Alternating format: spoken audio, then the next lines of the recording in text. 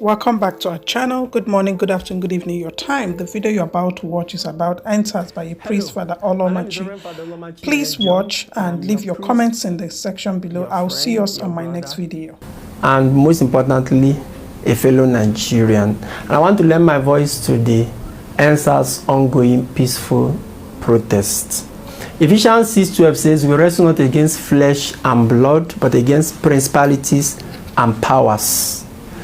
In Nigeria, the principalities and powers we are wrestling against by this peaceful protest is not a human being, it's not the president, it's not the vice president, it's not the IG of police, it is principality and power. And this principality and power is the system in Nigeria that has frustrated over the years organic development, that has given only a very stingy allowance for cosmetic development in Nigeria. That is what we are fighting against, and that is what this Endsars protest is all about. It's about the reformation, the change of this system. So it is not about the change of name of the operative. It's like carrying a Barcelona jersey and putting on Chelsea players. They will still play like Chelsea players, lose like Chelsea players, and win like Chelsea players if they don't get the training of Barcelona players. So what we are asking for is radical reform that will make the country better. We are not targeting anybody.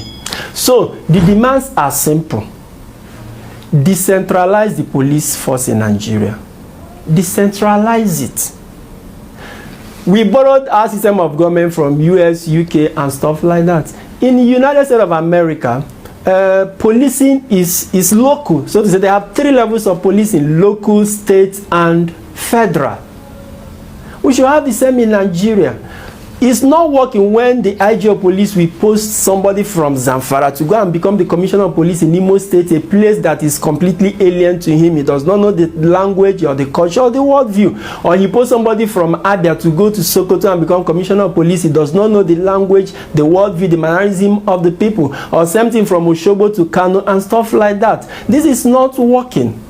Policing is beyond carrying arms. It's about understanding the people and speaking a language that they understand. Those are you need to decentralize. I know that the aim is to achieve unity, but unity, the multicultural, multiracial, multi-religious and pluralistic society is neither a singularity nor a rigid uniformity. It is just a harmony of diversity. You don't have to take an Igbo man and Okoro man to Sokoto who has not been there all his life to become a commissioner of police in order to engender unity. It's not working. Decentralize. In the United States, you have the New York Police Department, NYPD. You go to Los Angeles, you have LAPD, Los Angeles Police Department, and all of that. Each state has its own police force and command and structure, independent of whoever the police chief in the country is. That's how Nigeria should be. So we should have a state police. I know that some people will say the governors will hijack it. Who says the governors must be in control? No, a state police with a commission that brings out the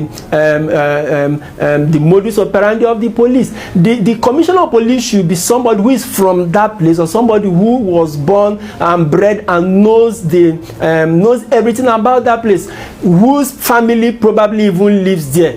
And so his interests are there. He wants to protect his interests. So the state police, both the recruitment of police officers, the administration of the police itself should come from from that state. It shouldn't be something done from Abuja everywhere. So decentralize the police. You go to UK, the same thing. You have London Metropolitan Police. They are not responsible for policing in Scotland. You have the Scotland Yard. They are not responsible for policing in Manchester and other places. This is how it is done. Division of labor. This is simple economy. It makes the work easier. Decentralize the police. It is the reform we are asking for. Then funding of the police. Police should be adequately funded. Our Nigerian police force today is not funded. It should be funded. And we hear that there is something called security votes for governors. What is it? Huge amount of money given to governors which they account to no one. And I was told that the idea was borrowed from US, where the CIA, Central Intelligence Agency, is giving certain amount of money. They do not make any public accounting, but because of the covert operations they do. But they report a particular committee, and that money in the US is not given to an individual, it's given to an agency. So why give money to governors? No, those security votes given to governors should stop.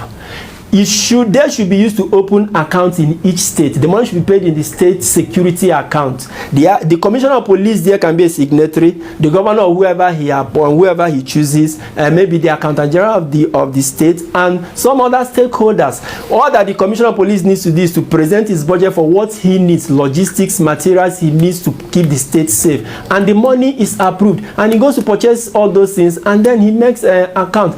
The money given to governor security vote should stop. It should be used for funding the state police. Then the third point is incentives for our police officers. The children of our police officers across Nigeria should have access to free primary and secondary education and subsidized university fee. Then free medical attention in certain areas. Because of the risky nature of the job that their parents are doing, we should be able to afford this for them. They should have these things free. These are the changes we are asking for. These are the reformations we are asking for. These are the restoration we are asking for. It's not just about ending SARS or changing the name. This is what we are asking for, and this is how it should be done. So this protest is not about an individual. That's why I'm appealing to you, my dear brothers and sisters who are also in the police force. We understand your frustrations, we understand your difficulties, so we are asking you not to jeopardize or sabotage this reform, because it's also going to affect you positively.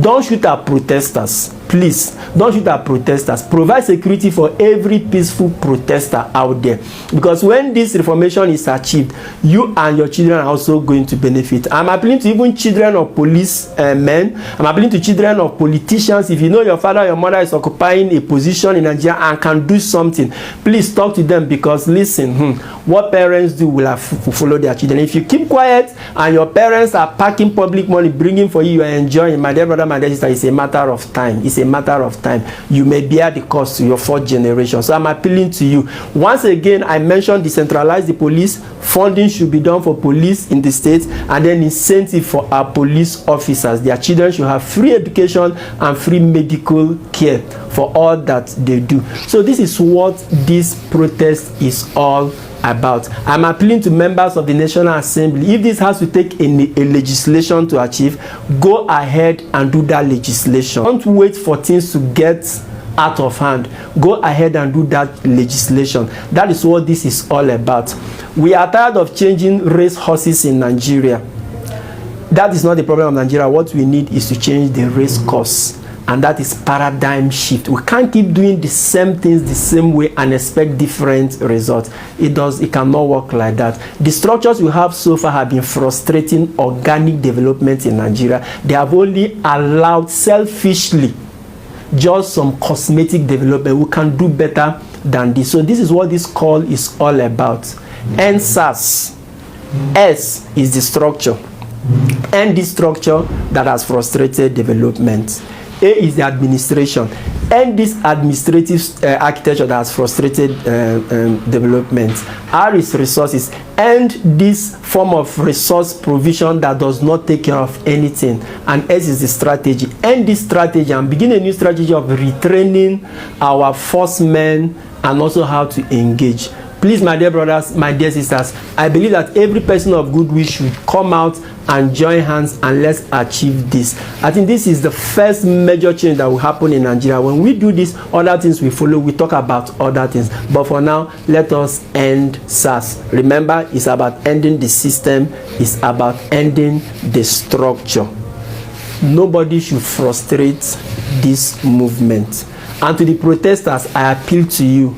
Don't use foul words. Don't insult the president. Don't use negative words. Don't use inciting words. This is not about an individual. Don't be violent. Even under provocation, keep your cool, so that this positive action is not sabotaged. What we are doing is the most important thing. We sustain the peaceful protest, and afterwards we can appeal to international community to come, to our international communities and organizations. They can sanction. We can ask them to sanction our political officers if they don't want to do what is going to be good for this country. They can place them on visa ban, on travel ban, place them on medical tourism ban, and place anything that is of their interest abroad. We can appeal to these people to make sure that they hold them. Nigeria will be better.